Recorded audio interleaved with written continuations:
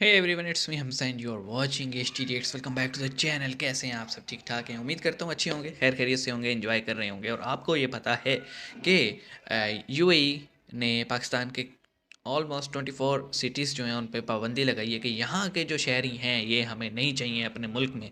उसकी वजह ये है कि most of the time UAE में क्राइम्स में या फिर जो स्ट्रीट आपको पता है कि बेगर्स होते हैं वहाँ पे, तो बाकायदा रूल्स बने हुए हैं ना कि आप इस तरह से नहीं बैठ सकते। तो जब भी वो किसी को पकड़ते थे तो वो पाकिस्तानी निकलता था, और ख़ास तौर पे उसका जो प्लेस ऑफ बर्थ होता था वो पाकिस्तान के कुछ पर्टिकुलर शहरों से उन्होंने नोट किया कि ज़्यादातर लोग हैं।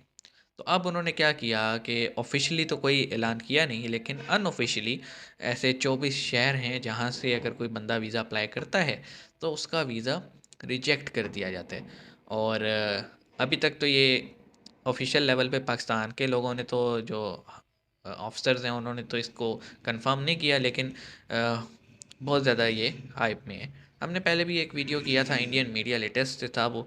लेकिन आज हम हिंदुस्तान स्पेशल से हैं, उम्मीद करते हैं कुछ मज़ीद इन्फो मिलेगा और फिर हम मज़ीद इस पे बात करेंगे। तो शुरू करते हैं। 3 2 1 एंड गो। हेलो फ्रेंड्स, जय हिंद। हिंदुस्तान स्पेशल में आपका हेलो। स्वागत है दोस्तों।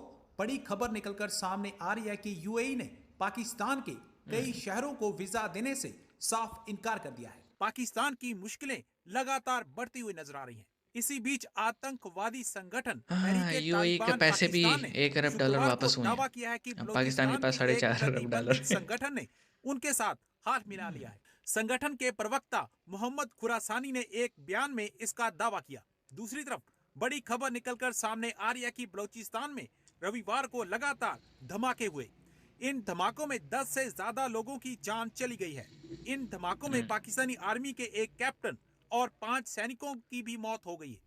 पाकिस्तान के आईएसपीआर के अनुसार कोहलू ऑपरेशन भी जिले के स्टार्ट हुआ कैन है। क्षेत्र में आईईडी विस्फोट हुआ। इस्लामाबाद में अब धारा 144 लगा दी गई है। पाकिस्तान में वो हर तो दो तरफ महीने से खौफ का लगेगी। मंजर है। पिछले कुछ हफ्तों में पाकिस्तान में हुए आतंकी हमलों ने पाकिस्तान को हिलाकर रख दिया है। ओके, क्लिपिंग छोटी थी, और उससे ऑनवर्ड वही क्लिप था सारा, जो जो है ना, अभी हमने वीडियो अपलोड आपने देखा होगा कि दुबई के शेख साहब ने जय श्री राम का और पाकिस्तानी मीडिया को आग लग गई। तो वही वही आगे क्लिप था, तो मैंने वो स्किप कर दिया। अब बात कर लेते हैं जी। यहाँ पे एक एक लाइन में काइंड ऑफ न्यूज़ दी गई है कि एक तो पाबंदी लगी है, दूसरा जो है वो बलूचिस्तान में जो सिक्योरिटी सिचुएशंस है, KP में जो सिक्योरिटी सिचुएशन है, और साथ में इस्लामाबाद में जो अटैक हुआ था, और 144 लगी हुई है। यानी 3 से ज़्यादा लोग इकट्ठे नहीं खड़े हो सकते। तो और ये कहा गया है कि पाकिस्तान में खौफ का माहौल है।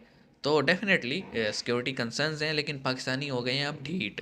हमें कोई इतना वो ना फ़र्क पड़ता नहीं है। मौतें इतनी देख ली हैं, इतना ज़्यादा क्राइम देख लिए, इतना ज़्यादा खून देख लिया पाकिस्तानियों ने, कि अब पाकिस्तानियों को कहते हैं ना, आदत सी पड़ गई है, ढीठ हो गए हैं। अब उनके लिए कोई नई चीज़ नहीं रही। तो इसमें कोई खुश होने वाली बात तो नहीं है, लेकिन क्या करें जी। ये जो ये फसल जो काट रहे हैं हम दहशतगर्दी की, इसमें बीज लगाने में तो हाथ तो पाकिस्तानियों का ही था।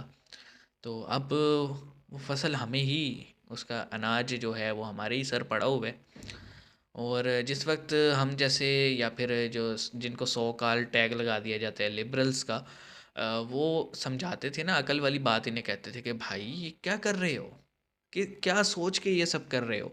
तो हमें बड़ा बातें सुनाई जाती थी। आपने देखा होगा अभी कराची की वीडियो आई है कि एक सिक्योरिटी ऑफिसर हैं, क्रिश्चियन है, वो क्रिश्चियन कम्युनिटी से ताल्लुक़ है।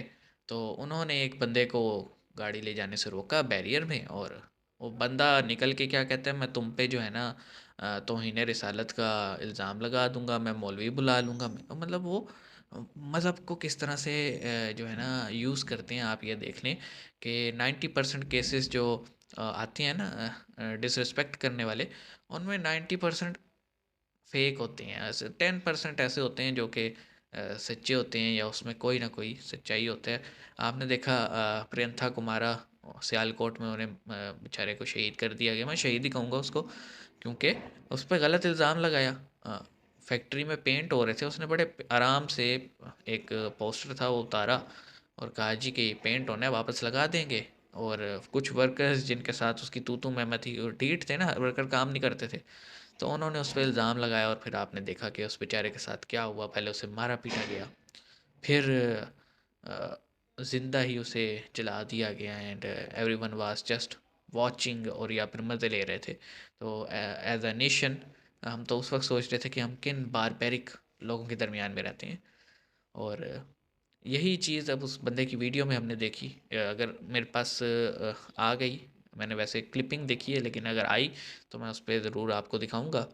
तो अब आप ये देखें ना कि किस तरह से मज़हब को यूज़ किया जाता है, और वही वही कुछ हम फिर in the form of extremism and terrorism काट रहे हैं।